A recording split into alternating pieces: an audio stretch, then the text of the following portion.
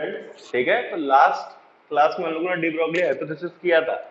तो in general हम लोगों ने जो क्वांटम मैकेनिक्स, इससे पहले हम लोगों ने जो भी चीजें पढ़ी वो क्लासिकल फिजिक्स से, क्लासिकल मैकेनिक्स के बेसिस पे बोर्स थ्योरी पढ़ी। बोर्स थ्योरी में सिर्फ हम लोगों ने क्या लिया कि एक इलेक्ट्रॉन या एक माइक्रोस्कोपिक पार्टिकल, उसका सिर्फ कौन सा नेचर कंसिडर किया गया, पार्टिकल नेचर। ठीक है, अब इसके बाद जैसे ही डी ब्रोगली हाइपोथेसिस में आए, डी ब्रोगली ने क्या बोल दिया कि एक मैटर में भी दो नेचर होंगे, that is particle as well as wave. तो अब चीजें कैसे चेंज होना शुरू हुई और किस हिसाब से हम लोग एक एटम को देखेंगे, वो चीज अब हम लोग यहां डिस्कस करेंगे। ठीक है, तो अब जो चीजें आएंगी that will be in consideration to both particle as well as wave nature of तुम्हारा इलेक्ट्रॉन या माइक्रोस्कोपिक पार्टिकल्स। ठीक है, तो अब चीजें ध्यान दो। तो इसमें सबसे पहले हम लोग पढ़ेंगे हाइजेनबर्ग अनसर्टिनिटी प्रिंसिपल। ठीक है, चीजें बहुत ध्यान से देखना। ठीक है, क्योंकि देखो जनरल तुम लोग इसमें फॉर्मूला समझ जाते हो, ठीक है, क्वेश्चंस भी कर लेते हो, लेकिन जो बेसिस है, जो थ्योरी, जो कॉन्सेप्ट है, वो लैक करता है कई बार बच्चा, तो वो चीजें एक बार ध्यान दो। ठीक है, तो अब देखो सबसे पहले क्या हुआ, अब इसकी एक चीज बताई जाए कि बोर्स थ्योरी, बोर्स थ्योरी में हम लोगों ने क्या पढ़ा कि एक इलेक्ट्रॉन के बारे में बोला जाए तो इलेक्ट्रॉन के पास सिर्फ कौन सा नेचर है, पार्टिकल नेचर। सिर्फ कौन सा नेचर आता है, पार्टिकल नेचर। और इसी बेसिस पे जब हम लोग लेट मान लो एक हाइड्रोजन एटम है, एक प्रोटॉन और ये तुम्हारा एक इलेक्ट्रॉन तुम्हारा के शेल में, के शेल मतलब n is equals to 1, first shell में है, तो हम लोगों ने क्या बोला कि ये जो रेडियस है फर्स्ट ऑर्बिट का, ये कितना है 0.53 एंगस्ट्रॉम। देखो r is equals to 0.53 n square by z से तुम्हारा 0.53 इंटू 1 स्क्वायर बाई 1 कितना आया 0.53 एंगस्ट्रॉम। दूसरी चीज है बोली कि जो इलेक्ट्रॉन है ये किस वेलोसिटी से मूव कर रहा है, 2.18 इंटू 10 टू पावर 6 मीटर पर सेकंड। क्लियर है कि नहीं क्लियर है? ये चीजें हमने वहां कैलकुलेट की थी कि हमने क्या बोला कि एक इलेक्ट्रॉन अगर हाइड्रोजन के फर्स्ट ऑर्बिट में रिवॉल्व कर रहा है तो वो न्यूक्लियस से कितनी दूरी पे कर रहा होगा, 0.53 एंगस्ट्रॉम, और कितनी वेलोसिटी से मूव कर रहा होगा, 2.18 इंटू 10 टू पावर 6 मीटर पर सेकंड। लेकिन चीज ध्यान दो, इसमें हम लोगों ने कौन सा नेचर सिर्फ कंसिडर किया है, इलेक्ट्रॉन का पार्टिकल नेचर। कि हम लोगों ने मान रखा है कि इलेक्ट्रॉन के पास सिर्फ कौन सा नेचर होगा, particle nature, wave nature will not exist. अब इसके बाद एक चीज ध्यान दो, जैसे अगर मान लो वेव है, जैसे मैंने मान लो वाटर वेव, वाटर में तुमने एक रिपल क्रिएट किया, स्टोन डाल दिया, उससे वेव बन रही है। ठीक है, चीज ध्यान दो, वेव बन रही है। तो अगर मैं इस वेव का तुमसे बोलूं कि इस वेव में वेव की पोजीशन अगर तुम बताओ, तो वेव की पोजीशन तो इन जनरल डिटरमाइन कर पाना पॉसिबल नहीं। हाँ, मैं अगर मान लो मैंने एक नॉर्मल सी मैं वेव बना दूं तो इसकी मैं वेवलेंथ डिटरमाइन कर पाता हूं, लेकिन पोजीशन तो इतने एरिया में इस वेव कहीं भी हो सकती है। एक एग्जैक्ट पोजीशन बता पाना एक पॉइंट ऑफ टाइम पे पॉसिबल नहीं है। क्लियर है कि नहीं क्लियर है? देख लो, अगर मैं वाटर में रिपल क्रिएट कर रहा हूं तो एक कई सारी चीजें आ रही है, एग्जैक्ट टाइम पे पोजीशन बता पाना इन जनरली करेक्ट नहीं है। वेवलेंथ बताई जा सकती है, लेकिन पोजीशन ऑफ वेव एक पॉइंट ऑफ टाइम पे पता कर पाना पॉसिबल नहीं है। अब इसको रिलेट करो, जब मैंने क्या बताया कि इलेक्ट्रॉन के बाद डी ब्रोगली ने क्या बोल दिया कि इलेक्ट्रॉन के बाद पार्टिकल नेचर भी है प्लस साथ साथ वेव नेचर भी है। इलेक्ट्रॉन के पास क्या क्या है, तुम्हारा पार्टिकल नेचर भी है, साथ साथ वेव नेचर भी है। इसके बाद हाइजेनबर्ग ने क्या कहा, पहले स्टेटमेंट सुन लो फिर इसको हम लोग देखेंगे भी। हाइजेनबर्ग ने क्या कहा कि एक माइक्रोस्कोपिक पार्टिकल के लिए तुम्हारा एक पॉइंट ऑफ टाइम पे दो सेट ऑफ वेरिएबल्स, पहले मैं जनरली इसकी जो डेफिनेशन बता रहा हूं, एग्जैक्ट डेफिनेशन, वो फिर इसको जो प्रॉपर्टीज उसके बेसिस पे रिलेट कर दूंगा, लेकिन सबसे पहले डेफिनेशन पढ़ो। हाइजेनबर्ग ने क्या कहा कि एक पॉइंट ऑफ टाइम पे किसी भी माइक्रोस्कोपिक पार्टिकल के लिए दो सेट ऑफ वेरिएबल्स की एग्जैक्ट तुम्हारा एग्जैक्ट उनका कैलकुलेशन कर पाना पॉसिबल नहीं है, उसमें हमेशा कुछ ना कुछ क्या आएगी, अनसर्टेनिटी। पहले इस डेफिनेशन को लिख लो, फिर इसको एक्सप्लेन करते हैं। डेफिनेशन क्या है? Heisenberg proposed that it is impossible to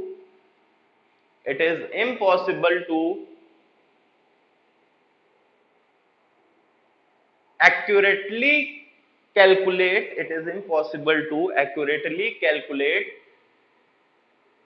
two set of it is impossible to accurately calculate two set of variables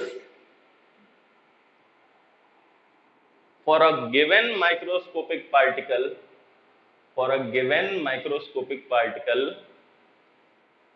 with 100% accuracy,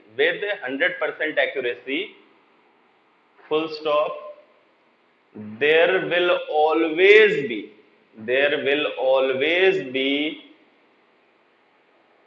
uncertainty. ठीक है? अब इसको देखते हैं कि क्या चीज है। तो सबसे पहले अगर मैं मैथमेटिकल फॉर्म, जो फर्स्ट रिलेशन है दो, तो जो तुम्हारी हाइजेनबर्ग की फर्स्ट रिलेशन आती है, that is delta X dot delta P is greater than equal to H by 4 pi. दो सेट ऑफ वेरिएबल्स है, डेल्टा एक्स क्या बोल रहा है, is equals to uncertainty in momentum, sorry uncertainty in position, और delta P यहां पे क्या बोल रहा है, अनसर्टेनिटी इन मोमेंटम। तो सबसे पहली चीज देखो, ये अनसर्टेनिटी का मतलब क्या है, कि जैसे मैंने बोला एक चीज कि एक ये लाइन है, इससे पॉइंट है, मुझे इस लाइन से इस पॉइंट से, या दो पॉइंट, एक पॉइंट 1 से पॉइंट 2 की मुझे क्या निकालनी है, डिस्टेंस निकालनी है, कितनी दूरी पे है। तो मैंने कैलकुलेशन की, और कैलकुलेशन करने के बाद में बोला कि ये 3 सेंटीमीटर प्लस माइनस 10%। इसको कैलकुलेट किया, फिर मैंने रिजल्ट बताया कि इसकी पॉइंट 1 और पॉइंट 2 के बीच में जो दूरी है, that is 3 centimetre plus minus 10%। तो अब अनसर्टेनिटी क्या है, ध्यान, इस चीज का मतलब क्या है, इस चीज का मतलब है कि जब मैंने कैलकुलेट किया है तो इसमें 10% की क्या आ सकती है, एरर आ सकती है। मैं एग्जैक्टली श्योर नहीं हूं कि ये 3 सेंटीमीटर है, लेकिन 3 सेंटीमीटर का 10% में 10/100 ऑफ 3 मतलब कितना, 0.3, ये मतलब 2.7 से 3.3 के बीच में आ सकता है। ये चीज समझ में आई? क्लियर है कि नहीं क्लियर है? 3 सेंटीमीटर के बारे में एग्जैक्ट श्योर नहीं हूं, लेकिन हाँ मैं ये बोल सकता हूं कि ये इसके और इसके बीच में ही आएगा, इतनी बात मैं 100% बोल सकता हूं। तो ये जो क्वांटिटी है, this is known as uncertainty. ये जो चीज है इसको हम लोग क्या बोलेंगे, अनसर्टेनिटी। समझ में आया? 3 is not uncertainty, uncertainty is what, 10% of 3। Clear है कि नहीं क्लियर है? ये पॉइंट समझ में आया? ठीक है, अनसर्टेनिटी क्या है। तो अब वापस आओ, इसकी जो इक्वेशन थी delta X dot delta P is greater than equal to 4 pi, इसको ये मैथमेटिकल फॉर्म है। अगर मैं इसको वर्ड्स में लिखना चाहूं तो मैं क्या बोलूंगा, uncertainty in position multiplied by uncertainty in momentum will be greater than equal to h by 4 pi, और h by 4 pi एक कांस्टेंट वैल्यू है, क्योंकि देखो h भी कांस्टेंट, 4 भी कांस्टेंट, और 3.14 भी कांस्टेंट। क्लियर है? अब इसको ध्यान दो, मैं क्या बोल रहा हूं इसमें, कि अगर मैंने एक माइक्रोस्कोपिक पार्टिकल की पोजीशन में अनसर्टेनिटी कैलकुलेट की और उसी के मोमेंटम में अनसर्टेनिटी कैलकुलेट की साइमल्टेनियसली, तो इन दोनों का जो प्रोडक्ट है वो हमेशा इस कांस्टेंट वैल्यू के या तो बराबर आएगा या इससे ज्यादा आएगा, मतलब इन दोनों के प्रोडक्ट की मिनिमम वैल्यू क्या हो सकती है, h/4 पाई। इससे कम अनसर्टेनिटी अटेन कर पाना पॉसिबल नहीं है। फिर से ध्यान दो क्या बोला, uncertainty in position multiplied by uncertainty in momentum is greater than equal to, एक बार इसको मैं रफली कैलकुलेट कर देता हूं, ये 4 1 जा 4 और ये 2 बचा तो 1.6, 2 बचा 5 और 1.65 डिवाइडेड बाय 3 ले लो, लगभग 3 तो 0.55, ठीक है। तो ये है 0.55 इंटू 10⁻34, रफली रफली कैलकुलेशन, ठीक है। तो ये मैं रफली एक बार लिख देता हूं, 0.55 इंटू 10⁻30, ठीक है। तो क्या बोला गया कि जो अनसर्टेनिटी इन पोजीशन है डेल्टा एक्स और अनसर्टेनिटी इन मोमेंटम है डेल्टा पी, इन दोनों का जो प्रोडक्ट है वो या तो इसके बराबर आएगा या इससे ज्यादा आएगा, मतलब इसकी मिनिमम वैल्यू कितनी हो सकती है, ये इससे कम अनसर्टेनिटी अटेन कर पाना पॉसिबल नहीं है। पहली पॉइंट समझ में आई, आया समझ में, ठीक है। दूसरी चीज ध्यान दो, मैं अगर बोलूं डेल्टा एक्स, इसको मैं ऐसा लिख सकता हूं h/4 पाई डेल्टा पी। तो अगर मैं यहां से डेल्टा पी बढ़ाऊंगा या डेल्टा पी कम किया, तो अगर तुम डेल्टा पी को डिक्रीज करोगे तो डेल्टा एक्स क्या होगा, इंक्रीज होगा। तो ये पॉइंट ध्यान दो, डेल्टा पी डिक्रीज करने का मतलब क्या है कि मैं जो मोमेंटम है उसमें अनसर्टेनिटी डिक्रीज कर रहा हूं, मतलब अनसर्टेनिटी डिक्रीज करना, जितनी अनसर्टेनिटी डिक्रीज होगी उतना एग्जैक्ट वैल्यू के पास में जाएगा। ये चीज समझ में आती है। अगर मैं इसको 3 सेंटीमीटर ±1% कर दूं, ये 2.99 से 3.01 आ जाएगा। तो अनसर्टेनिटी जितनी डिक्रीज होगी उतना मैं बोल सकता हूं कि वो एग्जैक्ट वैल्यू के पास में, मतलब एक्यूरेट चीज, एक्यूरेट आंसर आना पॉसिबल होगा। तो मैं डेल्टा पी जितना डिक्रीज कर रहा हूं, मतलब एक वेरिएबल में अनसर्टेनिटी जितनी डिक्रीज करूंगा, दूसरे वेरिएबल में अनसर्टेनिटी उतनी क्या होती जाएगी, दोनों वेरिएबल्स में साइमल्टेनियसली अनसर्टेनिटी डिक्रीज नहीं की जा सकती। क्लियर है कि नहीं क्लियर है, समझ में आया। दूसरा पॉइंट समझ में आया कि अगर मैं एक वेरिएबल में अनसर्टेनिटी डिक्रीज की तो दूसरे वेरिएबल में अनसर्टेनिटी हमेशा क्या होगी, इंक्रीज होगी। दोनों वेरिएबल्स में एक साथ अनसर्टेनिटी डिक्रीज नहीं की जा सकती। तीसरा पॉइंट ध्यान दो, अगर मैं इसमें delta X is greater than equal to h/4 pi delta P, अगर मैं डेल्टा पी इक्वल्स टू 0 कर दूं, delta P is equals to 0 का मतलब क्या है कि मोमेंटम में अनसर्टेनिटी 0, मोमेंटम में अनसर्टेनिटी 0 का मतलब क्या है कि मोमेंटम की एग्जैक्ट वैल्यू फाइंड कर ली 100% एक्यूरेसी से। समझ में आया, delta P is equals to 0 का मतलब क्या है कि मोमेंटम में अनसर्टेनिटी 0, मतलब मोमेंटम की एग्जैक्ट वैल्यू फाइंड कर ली, और मोमेंटम की एग्जैक्ट वैल्यू फाइंड कर लोगे तो डेल्टा एक्स क्या आ जाएगा, इनफाइनाइट। समझ में आया, क्लियर है कि नहीं क्लियर है।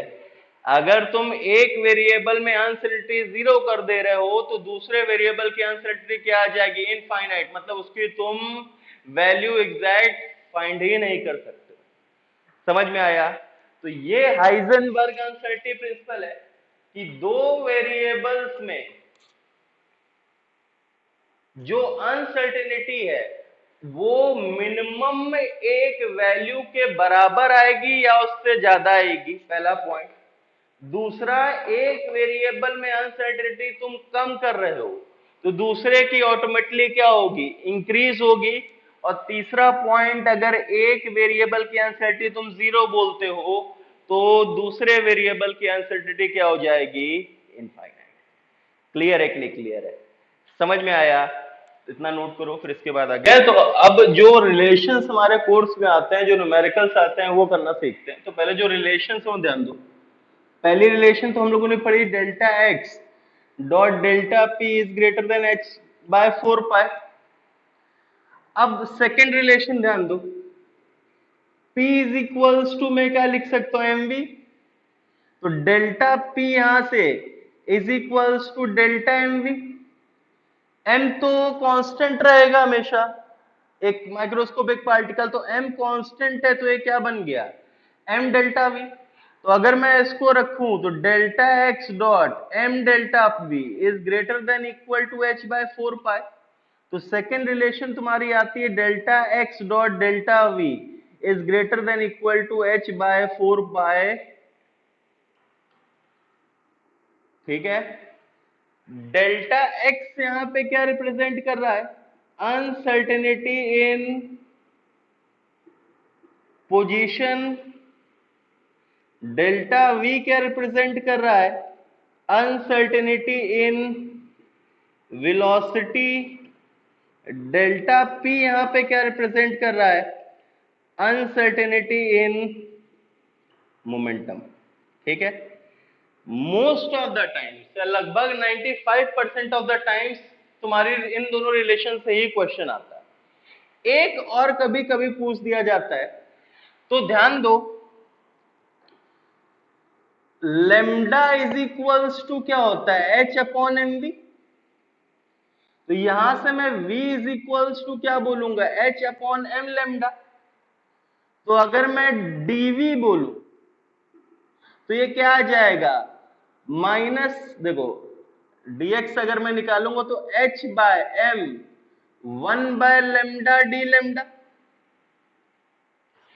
तो यहां से dv इज इक्वल्स टू आएगा h by m 1/λ² d lambda.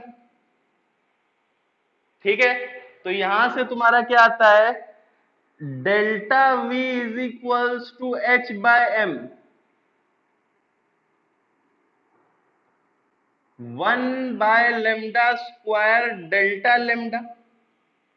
और इसको मैं इसमें अगर पुट करता हूं तो तुम्हारी रिलेशन क्या आती है? Delta X dot H by M 1/λ² delta lambda is, हटा दे रहे हैं sir, greater than equal to H by 4 pi M.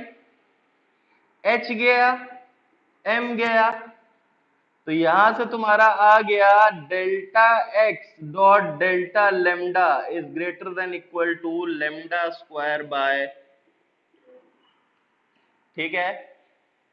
इससे बहुत रेयरली क्वेश्चन आता है, लेकिन ध्यान होनी चाहिए तुम्हें रिलेशन। और एक चौथी रिलेशन जिससे आज तक क्वेश्चन नहीं आया, लेकिन तब भी ध्यान रखो, delta E dot delta T is greater than equal to H by. चीजें यहां पे जो जो चीज है वो ध्यान रखो, डेल्टा लेमडा या delta lambda is uncertainty in wavelength. Delta E आया, this is uncertainty in energy. Delta T आया, this is uncertainty in time. ठीक है? तो ये तुम्हारी चार रिलेशन है, 1 2 3 4। मोस्ट ऑफ द टाइम्स तुम्हारा इन दो रिलेशन से ही क्वेश्चन आएगा, 95% प्लस टाइम्स। बहुत रेयरली इससे आ सकता है, उससे आज तक नहीं आया, लेकिन अगर आया तो तुम्हें आना चाहिए। ठीक है? अच्छा, एक चीज और लिख रहे थे, कई बार h by 2 pi is represented ऐसे, h विद एरो। तो तुम्हें कई जगह ऐसे लिखा मिलेगा, delta X dot delta P is greater than equal to. ठीक है? तो इसका मतलब क्या है? This h dash is, h bar is representing h by 2 pi. ठीक है? सिमिलरली ऐसा लिखा, delta X dot delta V is greater than equal to. ठीक है? तो इससे ही घबराने, this h dash is representing h by 2 pi. ठीक है, तो ये रिलेशंस है, इनको तुम लिख लो। ठीक है, आया समझ में? कल हम इन लोगों पे इन पर क्या करेंगे, क्वेश्चन अटेम्प्ट करेंगे।